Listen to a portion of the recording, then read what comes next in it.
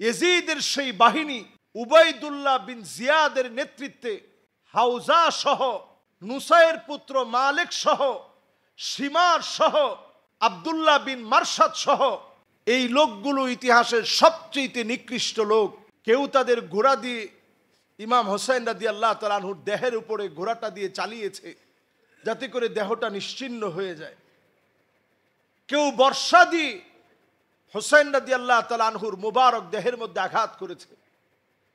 কেউ হোসেন রাদিয়াল্লাহু তাআলা আনহুর পাশ দিয়ে যাওয়ার সময় বলেছে, নুসাইর পুত্র মালিক পাপিষ্ট পানি দেয় নাই। কেউ যাওয়ার সময় হোসেন রাদিয়াল্লাহু তাআলা আনহুকে বলেছে, জাহান্নামের শুভ সংবাদ লও। হোসেন রাদিয়াল্লাহু তাআলা আনহু বলেছেন, কাল্লা ইন্নী আকদিমু ইলা রাব্বির রহিম শাফিইন মুতা। কশিন কালেও নয়, আমি আল্লাহ পাকের দিকে যাচ্ছি, নানাজির সঙ্গে আমার সাক্ষাৎ হবে। বলেন আল্লাহু আকবার। আবু বকর রাদিয়াল্লাহু তাআলা আনহুকে নবীজি যখন জিজ্ঞাসা করলেন, আবু বকর তোমার কি ভালো লাগে? আবু বকর এক বাক্যে উত্তর দিলেন, নবী আপনার দিকে তাকায় থাকি এটাই আমার ভালো লাগে। সুবহানাল্লাহ, আল্লাহু আকবার। চিন্তা করেন কি পরিমাণ নবী প্রেম আবু বকর রাদিয়াল্লাহু তাআলা আনহুর হৃদয়ের মধ্যে ছিল। কি ভালো লাগে? নবী আপনার দিকে তাকায় থাকি এটা আমার ভালো লাগে। সারাক্ষণ নবীজির চেহারার দিকে তাকায় থাকতেন এবং এই তাকায় থাকা আল্লাহর কাছে এত পছন্দ হয়ে গেছে, ঈমান আনার পর থেকে আবু বকর আল্লাহর নবীর দিকে এমন ভাবে তাকায় থাকতেন। কাবার চত্বরে একদিন নবীজি নামাজ পড়তেছেন, বুড়ি নবীজির উপরে চাপায় দিস। বুড়ি চাপায় দেওয়ার পর একটু চিন্তা করেন, এখন আমরা যখন কোরবানির সময় যাবে করি, বুড়ির দুর্গন্ধে আমাদের কত কষ্ট হয়, আর পেয়ারা নবীজির মুবারক গর্দানের উপরে বুড়ি চাপায় দিস, দমটা বন্ধ হয়ে যাচ্ছে। ওই অবস্থায় কাফেররা নবীজিকে ধরে উঁচা করে ফেললেন। ওইখানে দাঁড়ায় আছে আবু বকর রাদিয়াল্লাহু তাআলা আনহু, পাশেই দাঁড়িয়ে আছেন আলী রাদিয়াল্লাহু তাআলা আনহু। ইসলামের প্রথম যুগের ঘটনা। আলী রাদিয়াল্লাহু তাআলা আনহু ছোট্ট মানুষ, এত বড় বড় কাফেরদের সামনে নবীজির জন্য কি করবেন তিনি বুঝে উঠতে পারতেছিলেন না। সেই মুহূর্তে তিনি নজর করে দেখেন হযরতে আবু বকর একটা মুহূর্ত দেরি করে নাই, নিজের জীবনের কথা চিন্তা করে নাই। কাফেরদের কাছ থেকে নবীজিকে সু মেরে তিনি ছিনিয়ে নিলেন। আবু বকর রাদিয়াল্লাহু তাআলা আনহুকে কাবার যেই চত্বরে আমরা তাওয়াফ করি, এই জায়গায় শুধু আঘাত করছে ওনার চোখের ভিতরে। দুইটা চোখ দিয়ে গড়ায় গড়ায় শুধু রক্ত পড়ছে। আবু বকর রাদিয়াল্লাহু তাআলা আনহু অজ্ঞান হয়ে গেছেন। অজ্ঞান হয়ে যখন ঘরে গেছেন, বারবার তিনি জ্ঞান ফেরার পর থেকে বলতেছিলেন, মা হালুন নবী, মা হালুন নবী, আমার নবীর হালত কি, আমার নবী এখন কেমন আছে? আল্লাহর নবী ফাতেমা রাদিয়াল্লাহু তাআলা আনহাকে পাঠিয়ে দিলেন, মারে গিয়ে দেখে আসো তোমার চাচা আবু বকর কেমন আছে। ফাতেমা রাদিয়াল্লাহু তাআলা আনহা যখন আসলেন, এসে দেখেন এই জ্ঞান ফিরলেই বারবার বলে আমার নবী কেমন আছে। যেই না শুনছে নবীজির অবস্থাটা ভালো আছে, একটা দৌড় মেরেছে আল্লাহর হাবিবের সঙ্গে দেখা করার জন্য। আল্লাহু আকবার। এটা হচ্ছে আবু বকর রাদিয়াল্লাহু তাআলা আনহুর নবীজির প্রতি ভালোবাসা। এই ভালোবাসা এমন ছিল, নবীজি সাল্লাল্লাহু আলাইহি সাল্লাম এই জন্য বলেছেন, যদি আমি দুনিয়ার বুকে কাউকে বন্ধু বানাতাম লাত্তাখাযতু আবা বকর খলিলা, আমি অন্য কাউকে বন্ধু বানাতাম না। দুনিয়ার বুকে যদি কাউকে বন্ধু বানাতাম, আমার সেই বন্ধু হতো আবু বকর রাদিয়াল্লাহু তাআলা আনহু। জোরে বলেন আল্লাহু আকবার। কি মহব্বত, কি পরিমাণ ভালোবাসা! নবী করিম সাল্লাল্লাহু আলাইহি ওয়াসাল্লামকে আবু বকর ভালোবেসেছেন। কত পরিমাণ ভালোবাসা থাকলে নবীজি এটা বলতে পারেন যে কাউকে যদি আমি ভালোবাসতাম তাহলে সে হতো আমার আবু বকর, কাউকে যদি আমি বন্ধু বানাতাম তাহলে সেই বন্ধু হতো আবু বকর। এই জন্য আবু বকর রাদিয়াল্লাহু তাআলা আনহুর উপরে যদি আপনি কোনো বদ ধারণা রাখেন, আপনি যত বড় নামাজি হন, যত বড় পরহেজগার হন, ইমানের নমুনায় আপনি ফেইল, আপনি সত্যিকারের ইমানদার হতে পারেন নাই। আপনি যদি ওমর রাদিয়াল্লাহু তাআলা আনহুর জীবনীর দিকে দেখেন, ওমর রাদিয়াল্লাহু তাআলা আনহু কিরকম ছিলেন, নবীজি এত আদর করত। আল্লাহর হাবিব বলেন, ইন্নাল্লাহা জাআলাল হক বিলিসানি উমর ওয়া কলবিহি ওয়া হুয়াল ফারিকু বাইনাল বাতিল ওয়াল হক। আল্লাহ পাক এই জমিনের বুকে দ্বীনকে প্রতিষ্ঠা করেছেন হযরত ওমর ফারুক রাদিয়াল্লাহু তাআলা আনহুর সাহসিকতার মধ্য দিয়ে। ওয়া হুয়াল ফারিকু বাইনাল বাতিল ওয়াল হক, হযরত ওমর ছিলেন সত্য আর মিথ্যার ভিতরে পার্থক্য সৃষ্টিকারী একজন সাহাবী। জোরে বলেন আল্লাহু আকবার। নবীজি একদিন বের হয়েছেন রাস্তার ভিতরে, বের হয়ে আল্লাহর নবী মুহাম্মদ সাল্লাল্লাহু আলাইহি ওয়াসাল্লাম আবু বকরকে পেলেন। আবু বকর রাদিয়াল্লাহু তাআলা আনহুকে পেলেন, দুইজন মিলে যাচ্ছেন। দেখতেছেন কালো একজন নিগ্রো মহিলা দব বাজাচ্ছে। দব হচ্ছে ডোলের মাঝখান দিয়ে কেটে দিলে এক পাশ খালি, এক পাশ পিটানোর জন্য চামড়া আছে। এটার সাউন্ডটা এত বেশি তীর্যক হয় না। এ দব বাজাচ্ছে, নবীজি দেখে পাশ দিয়ে চলে যাচ্ছেন। আবু বকর রাদিয়াল্লাহু তাআলা আনহু চলে যাচ্ছেন। হযরতে ওমর রাদিয়াল্লাহু তাআলা আনহু আসতেছেন, যেটা আল্লাহ রসুল দেখে নাই, আবু বকর দেখেন নাই। হঠাৎ করে সব আওয়াজ বন্ধ হয়ে গেছে। তো নবীজি খুব অবাক হইলেন, কিরে আমরা পাশ দিয়ে আসলাম, আওয়াজ তো বন্ধ করে নাই, এখন হঠাৎ করে বন্ধ করলো কেন? পিছনে ফিরে তাকায় দেখে নবীজির আরেক সঙ্গী হযরত ওমর চলে আসছে। সুবহানাল্লাহ। মানাকিবুস সাহাবা, সাহাবায়ে কেরাম রিদওয়ানুল্লাহি আলাইহিম আজমাইন ইসলামের জন্য, দ্বীনের জন্য যে আত্মত্যাগ আর কোরবানি দিয়েছেন। মুদ্দা উহুদিন যাহাবা, আপনি আমি যদি উহুদ পরিমাণ স্বর্ণ দান করি, সাহাবায়ে কেরাম এক মুঠ যে খাদ্য দান করেছেন, খেজুর দান করেছেন, কশ্চিন কালেও আমার পাহাড় পরিমাণ স্বর্ণ দান সাহাবায়ে কেরামের এক মুঠ খাবার দানের সমান হবে না। আল্লাহু আকবার। এত কষ্ট, এত শ্রম, এত দান, এত মেহনত সাহাবায়ে কেরাম দ্বীনের জন্য দিয়েছেন। এই জন্য নবীর হাদিস, লা তাসুব্বু আসহাবি, খবরদার আমার সাহাবীদেরকে গালি দিও না, খবরদার আমার সাহাবীদেরকে গালি দিও না। আমরা বাংলাদেশে এখন এমনও লোক দেখি, ইয়াজিদের নিকৃষ্টতা বর্ণনা করতে গিয়ে মুয়াবিয়া রাদিয়াল্লাহু তাআলা আনহুর সমালোচনা করে। বলেন, ইয়াজিদের নিকৃষ্টতা বর্ণনা করতে গিয়ে মুয়াবিয়া রাদিয়াল্লাহু তাআলা আনহুর সমালোচনা করে।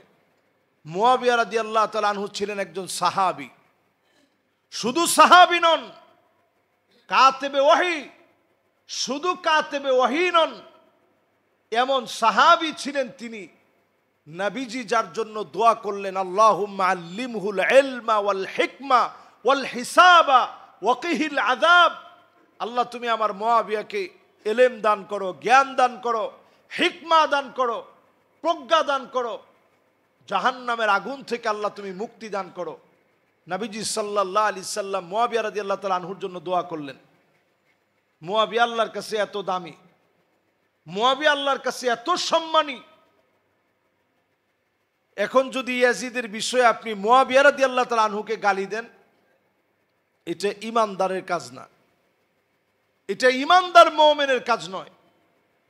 আমি দেখলাম সেদিন একজন আলেম আলোচনা করতেছে, আলোচনার ভিতরে বলতেছে যে এই বংশটা একটু দেখেন, যেই আবু সুফিয়ান ইসলামের কত ক্ষতি করছে, তার সন্তান হচ্ছে মুয়াবিয়া।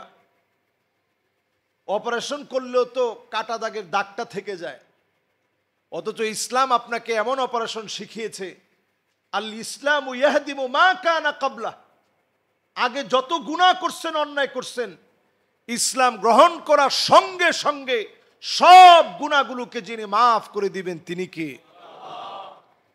এজন্য আপনি এখন আবু সুফিয়ান রাদিয়াল্লাহু তাআলা আনহু ওয়া আরদাহুর কোনো বদনাম করতে পারবেন না।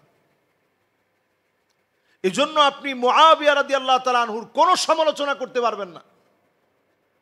এই জায়গাটা হচ্ছে ইসলামের একটা রেড জোন, লাল একটা জোন। এটি এখানে এসে যদি কেউ সমালোচনা করে, সে হয়তো কখনো শিয়া হয়ে যাবে, যদি সমালোচনা করে সে কট্টরপন্থী সুন্নি হবে। প্রকারান্তরে গিয়ে আপনি দেখবেন আপনি ঈমান হারা হয়ে যাবেন, ঈমানের স্বাদ পাবেন না। লাজ্জাতুল ঈমান, ঈমানের স্বাদ যদি আপনাকে পেতে হয়, সাহাবায়ে কেরাম যেইভাবে ঈমান আনছে ওই ঈমানের উপরে থাকতে হবে। সাহাবায়ে কেরামের ঈমান এত দামি। মা আনা আলাইহি ওয়া আসহাবি, নবীজি বলেছেন যদি তোমরা হেদায়েত পেতে চাও, যেই পথে আমি আছি, আমার সাহাবায়ে কেরাম আছে, ওই পথ তোমাদের পথ হতে হবে, অন্যথায় আপনি হেদায়েতের পথ পাবেন না। হেদায়েতের পথ পাওয়ার জন্য সাহাবায়ে কেরামের পথে হাঁটতে হবে। এবার আসেন, সাহাবায়ে কেরাম কেমন সহজ সরল ছিলেন। কত সহজ সরল থাকলে নবীজি জিজ্ঞাসা করতেছেন, আচ্ছা সাহাবীরা বলো তো দেখি, কাদের ঈমানটা সবচেয়ে দামি? সাহাবায়ে কেরাম সরল উত্তর দিলেন, নবী, ঈমানুল মালাইকা, ফেরেশতাদের ঈমানটা আল্লাহর কাছে সবচেয়ে দামি। নবীজি বললেন, ফেরেশতারা তো ঈমান আনবেই, তারা আল্লাহর সব বিষয়গুলো দেখে। একটু ভাইবা চিন্তা বলো তো দেখি কাদের ঈমান দামি? সাহাবায়ে কেরাম আবার ভেবে চিন্তে বললেন, নবীদের ঈমান আল্লাহর কাছে সবচেয়ে দামি। নবীজি বললেন, নবীরা তো ঈমান আনবেই, আল্লাহ রাব্বুল আলামিন নবীদেরকে নির্বাচিত করেছেন। এবার নবীজি আবার প্রশ্ন করলেন, সাহাবীরা বলো তো দেখি কাদের ঈমান দামি? সাহাবায়ে কেরাম বললেন, নবী, আমরা যারা আপনার সাহাবী, সাহাবীদের ঈমান আল্লাহর কাছে সবচেয়ে দামি।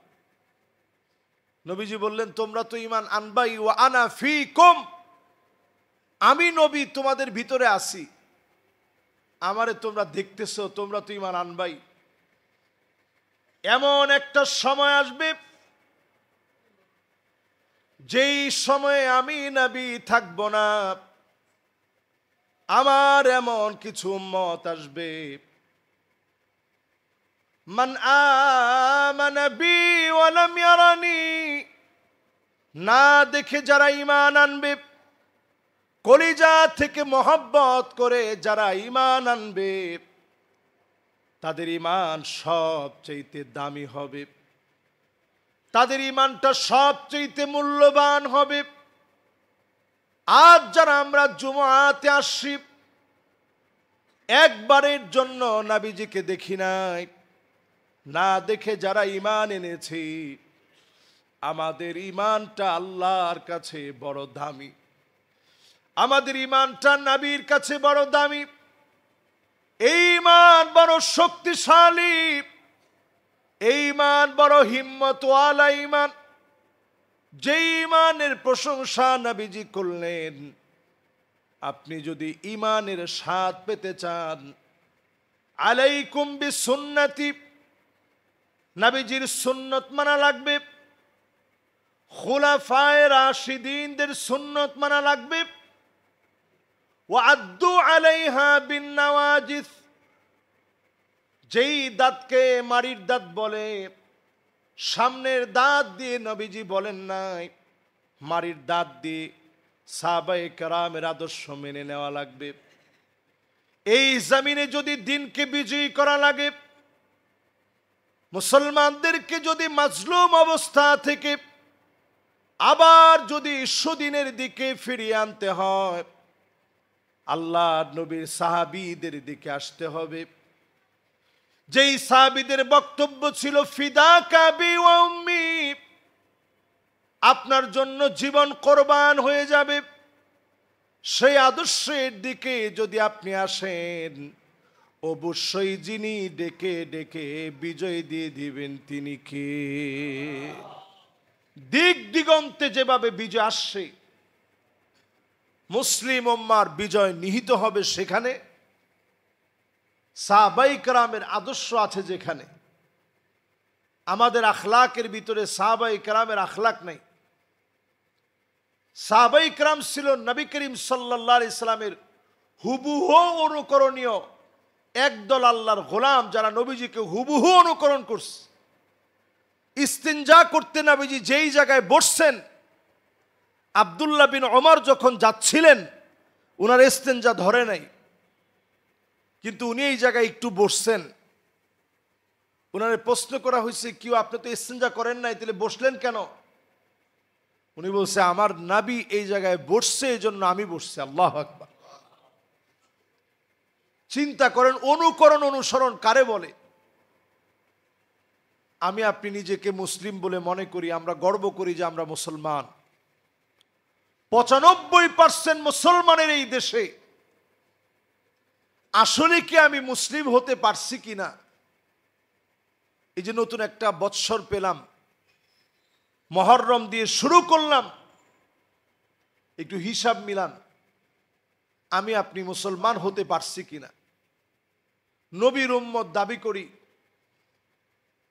মানুষকে আমরা ধোঁকা দেই, বোকা বানাই, এরকম লোকজনের সংখ্যা মুসলমানদের ভিতরে কম না বেশি?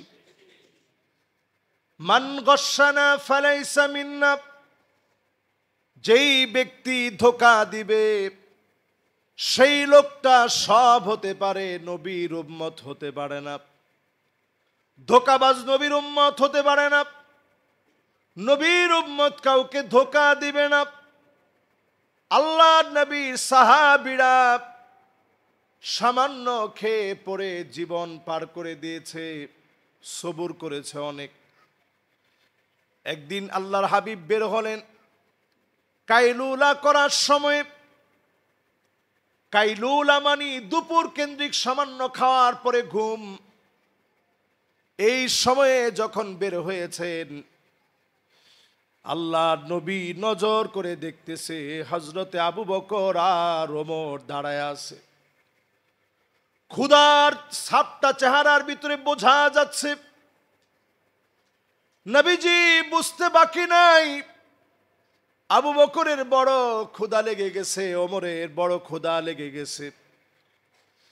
আল্লাহর নবী আদর করে তারপরেও বললেন, তোমাদের কি ক্ষুধা লাগছে? বললেন, ইয়া রাসূলুল্লাহ, ক্ষুধার এত কষ্ট, এত যন্ত্রণা, ঘুম আসতেছিল না, এই জন্য বের হয়ে আসছি। আল্লাহর নবী বললেন, আমারও বড় ক্ষুধা লেগেছে। নবীজি একজন সাহাবীর বাড়িতে গিয়ে হাজির হলেন, আনসারী সাহাবী। সেই সাহাবীর বাড়িতে নবীজি যখন গেলেন, সাহাবী গিয়েছিল একটু পানি আনার জন্য। ভিতর থেকে সাহাবীর স্ত্রী যখন দেখলেন জগতের তিনজন বিখ্যাত মানুষ চলে আসছে, নবীজির সঙ্গে মেহমান হয়েছে আবু বকর ওমর রাদিয়াল্লাহু তাআলা আনহুমা, ডাক দিয়ে তিনি বললেন, মারহাবান মারহাবা, আপনাদের মতো মেহমানকে সুস্বাগতম। নবী করিম সাল্লাল্লাহু আলাইহি ওয়াসাল্লাম ঘরে গিয়ে জিজ্ঞাসা করলেন, আমার সাহাবী কোথায়? ওগো নবীজি একটু পানি আনতে গেছে। এবার সাহাবী পানি এনে দেখে আল্লাহর নবী আবু বকর ওমরকে নিয়ে হাজির হয়ে গেছে। সাহাবী আল্লাহর নবীকে দেখে অবাক হয়ে গেছে, কি রেখে নবীকে কি খাওয়াবে? মিষ্টি পানীয় সামনে দিয়ে খেজুরগুলো দিয়ে দিল। খেজুরগুলো দিয়ে দেওয়ার পরে আল্লাহর নবী আবু বকর ওমরকে নিয়ে একটা একটা করে খেজুর খাচ্ছে।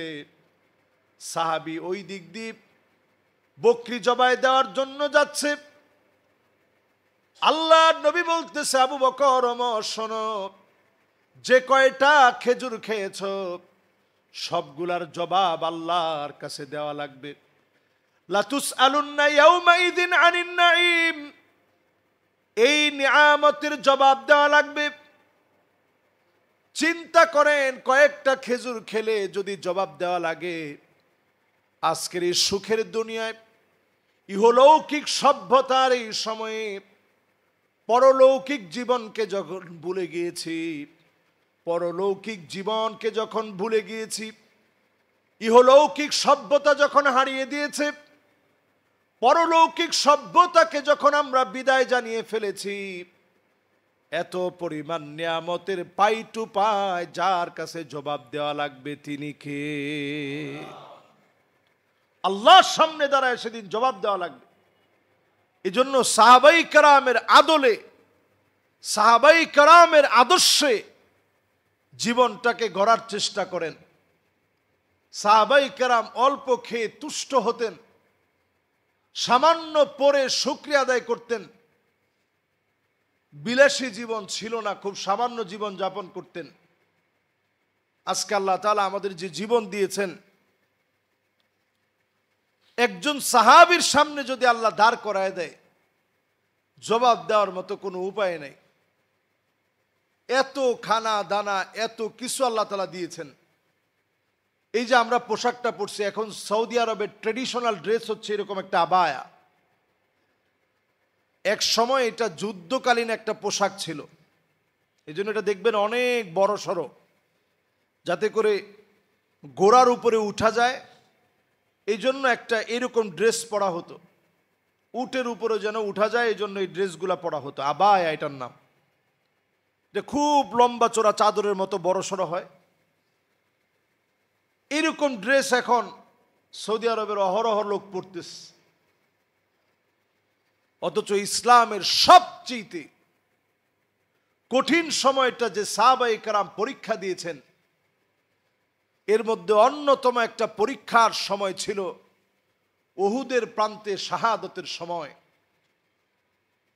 সেই সময় আউয়ালু সাফির ফিল ইসলাম,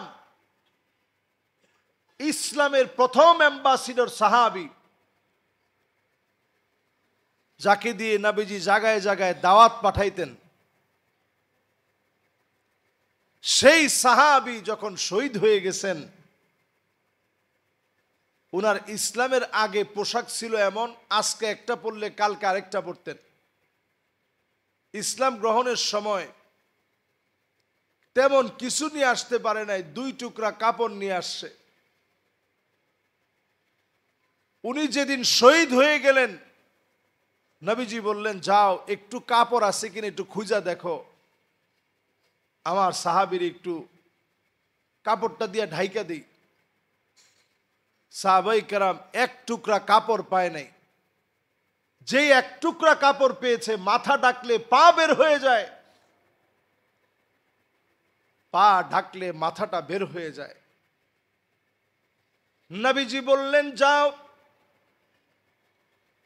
পাটাকে ইদখির নামক গাছ দিয়ে ঢেকে দাও, মাথাটাকে কাপড় দিয়ে ঢেকে দাও। এক টুকরা কাপড় পর্যন্ত সাহাবায়ে কেরাম পায় নাই। সাহাবায়ে কেরামকে মানার নাম হচ্ছে ঈমান। সাহাবায়ে কেরামের নমুনায় ঈমান আনার নাম ঈমান। সাহাবায়ে কেরামের বিদ্বেষ করা হচ্ছে বেঈমানি। সাহাবায়ে কেরামকে গালিগালাজ করা হচ্ছে ফাসিকি। কখনো কখনো যা কুফরির দিকে চলে যাবে, ঈমান নষ্ট হয়ে যাবে। যে সাহাবায়ে কেরামকে আল্লাহ পছন্দ করে, রাদিয়াল্লাহু আনহুম ওয়া রাদু আন, আল্লাহ পাক তাদের উপরে সন্তুষ্টির কথা জানিয়েছেন। লাকাদ রাদিয়াল্লাহু আনিল মুমিনিনা ইয ইউবাইউনাকা তাহতাশ শাজার, আল্লাহ পাক তাদের উপরে সন্তুষ্টি প্রকাশ করেছেন। আল্লাহ যাদের উপরে সন্তুষ্ট হয়ে গেছেন, আল্লাহ যাদের উপরে সন্তুষ্ট হয়ে গেছেন, অবশ্যই তাদেরকে যিনি ভালোবেসে ফেলেছেন তিনি কে? আল্লাহ যাদের উপরে সন্তুষ্ট, আল্লাহ যাদেরকে ভালোবাসেন, সেই সাহাবায়ে কেরামের কোন রূপ বদলাম বলার কোনো সুযোগ, আপনি নিজের যদি ইমানদার মনে করেন, সাহাবায়ে কেরামের কোনো বদলাম বলার কোনো সুযোগ নেই।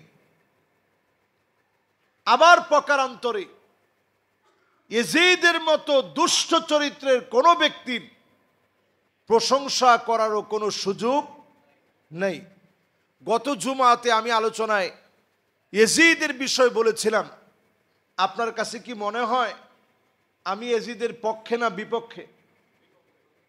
এটা তো বললেন 10, 15, 20 জন। সবার কাছে কি মনে হয়, পক্ষে না বিপক্ষে? ইয়াজিদের ব্যাপারে পরিষ্কার জিজ্ঞাসা করা হয়েছে আহমদ বিন হাম্বল রহিমাহুল্লাহর মতো বড় আলেমকে, আপনি ইয়াজিদের ব্যাপারে কি বলবেন? আপনি কি ইয়াজিদ থেকে কোনো হাদিস নেবেন? তিনি বললেন লা ওয়ালা কারামা, অসম্ভব। তার তো কোনো ব্যক্তিত্ব নেই। যে লোকের ব্যক্তিত্বই নাই এমন লোক থেকে হাদিস নেওয়া যায় না। জোরে কোন আল্লাহু আকবার। প্রশ্ন করা হয়েছে ইবনে হাজার আসকালানী রহিমাহুল্লাহকে, ইয়াজিদ সম্পর্কে আপনার মতামত কি? বলছে মাকদুহুন ফি আদালাতিহি, তার ভিতরে কোনো আদালত নাই, কোনো ন্যায় বিচার নাই, সে মানুষের কাতারেই পড়ে না। এইরকম ইয়াজিদের প্রশংসা করার কোনো সুযোগ নেই। প্রশ্ন করা হয়েছে ইবনে তাইমিয়া রাহিমাহুল্লাহকে, আপনার কি মতামত? তিনি বলছে লা নাসুব্বুহু ওয়ালা নুহিব্বুহু, এইরকম মানুষকে ভালোবাসা যায় না, তবে খুব বেশি গালিগালাজ করা দরকার নেই। এটা হচ্ছে ওনার বক্তব্য। এরকম অসংখ্য আলেম প্রত্যেকে ইয়াজিদকে ঘৃণা ভরে প্রত্যাখ্যান করেছে। ইতিহাসের নিকৃষ্ট ব্যক্তিদের একজন হচ্ছে ইয়াজিদ। নবী পরিবারের একজন, দুইজন না, কলিজার টুকরাকে শহীদ করে দিয়েছে, 72 জনকে শহীদ করে দিয়েছে। শুধু শহীদ করেই ক্ষান্ত হয় নাই, ইয়াজিদের সেই বাহিনী উবাইদুল্লাহ বিন জিয়াদের নেতৃত্বে হাউজা সহ, নুসাইর পুত্র মালিক সহ, শিমার সহ, আব্দুল্লাহ বিন মারসাদ সহ, এই লোকগুলো ইতিহাসের সবচেয়ে নিকৃষ্ট লোক। কেউ তাদের ঘোড়া দিয়ে ইমাম হোসেন রাদিয়াল্লাহু তাআলা আনহুর দেহের উপরে ঘোড়াটা দিয়ে চালিয়েছে যাতে করে দেহটা নিশ্চিহ্ন হয়ে যায়। কেউ বর্ষা দিয়ে হোসেন রাদিয়াল্লাহু তাআলা আনহুর মুবারক দেহের মধ্যে আঘাত করেছে। কেউ হোসেন রাদিয়াল্লাহু তাআলা আনহুর পাশ দিয়ে যাওয়ার সময় বলেছে নুসাইর পুত্র মালিক পাপিষ্ট পানি দেয় নাই। কেউ যাওয়ার সময় হোসেন রাদিয়াল্লাহু তাআলা আনহুকে বলেছে জাহান্নামের শুভ সংবাদ লও। হোসেন রাদিয়াল্লাহু তাআলা আনহু বলেছেন কাল্লা ইন্নী আকদিমু ইলা রাব্বির রহিম শাফিইন মুতা, কশিন কালেও নয়, আমি আল্লাহ পাকের দিকে যাচ্ছি, নানাজির সঙ্গে আমার সাক্ষাৎ হবে। বলেন আল্লাহু আকবার। এই পরিবারের সাথে যারা বিদ্বেষ করবে তারাও ঈমানের দাবি করতে পারে না। শুধু তাই না, যখন মোবারক মাথাটা নিয়ে যাওয়া হয়েছে, যেই চেহারার ভিতরে নবীজি কত চুমা দিছেন, ধুলায় যখন মলিন হয়ে থাকতো নবীজি বুকে টেনে নিতেন আদর করে। নবীজি আদর করতেন, মহব্বত করতেন, ভালোবাসতেন। নবীজি নাকের ভিতরে চুমা দিয়েছেন, চোখের ভিতরে চুমা দিয়েছেন, কপালে চুমা দিয়েছেন, ঠোঁটের ভিতরে আদর করে চুমু দিয়েছেন। এই নাকের ভিতরে যখন কাঠি দিয়ে যখন আঘাত করা হচ্ছিল, সেখানে একজন সাহাবী উপস্থিত ছিলেন, আবু বারজাহ আসলামী রাদিয়াল্লাহু তাআলা আনহু ওয়া আরদাহু। তিনি তৎক্ষণাৎ চিৎকার দিয়ে বললেন ইরফা কাদিবাক, তোমরা তোমাদের কাঠিটা উঠায় ফেলো। ওয়াল্লাহি রুব্বামা রাআইতু রাসূলুল্লাহি সাল্লাল্লাহু আলাইহি ওয়াসাল্লাম ওয়াদা ফীহি আলা ফীহি ইয়ালথুমুহু, আমি নিজের চোখে দেখেছি, আল্লাহর কসম, নবীজির দুইটা ঠোঁট ইমাম হোসাইনের ঠোঁটের মধ্যে দিয়ে, নবীজির নাকটা ইমাম হোসাইনের নাকের মধ্যে লাগিয়ে, ইমাম হোসাইনের নাকের মধ্যে নবীজির ঠোঁটটা দিয়ে বহুবার চুমু দিয়েছে। এই নাকের মধ্যে তোমরা আঘাত করো না। আল্লাহু আকবার। এই মহব্বতের জায়গা, নবীজির কলিজার টুকরা ইমাম হোসাইন রাদিয়াল্লাহু তাআলা আনহু, শাহাদতের সেই নির্মম ট্র্যাজেডি মুসলিম ইতিহাসকে শেখায় কখনো কখনো আপনি দুর্বল হলেও জীবন আপনার চলে যেতে পারে ইসলামের জন্য। এরপরে এই দুর্বলদেরকে যিনি বিজয় দান করবেন তিনি কে? সম্মানিত মুসল্লিয়ানে কেরাম, আজকের এই মুবারক মুতাবাররক সময় জুমআতে যারা আসছিলেন, মুহররমের বিভিন্ন বিষয়ে আজকে আপনাদেরকে কথা শুনি, আমি বিনয়ের সঙ্গে আপনাদেরকে স্মরণ করিয়ে দিতে চাই, মুহররম আমাদের একটা চেতনার মাস। নিজেকে আমলি দিকে যেভাবে পরিশুদ্ধ করে